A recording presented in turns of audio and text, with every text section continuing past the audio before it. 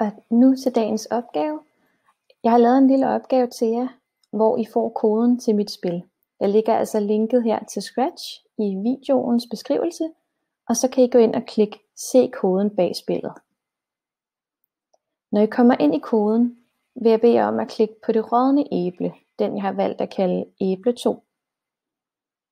I æble 2, der kan du se koden, hvis vi lige scroller op og zoomer ind. Lige nu står der, at den vil ændre vores pointscore med -2, hver gang man fanger et råddent æble. Der vil jeg gerne have, at I vælger, at man skal have 2 point, så man får 2 pluspoint, hver gang man fanger det rådne æble. Derudover vil jeg gerne have, at I finder på jeres egen karakter. I kan enten gå ind i kostymer og redigere i det rådne æble. Det kan være, at I kan lave det til et guldæble i stedet, så når man får 2 point, hver gang man fanger guldæblet.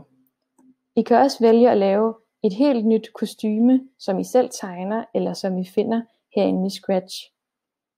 Det skal bare være sådan, så at man får pluspoint, hver gang man fanger jeres karakter, i stedet for mit rådne æble. God fornøjelse.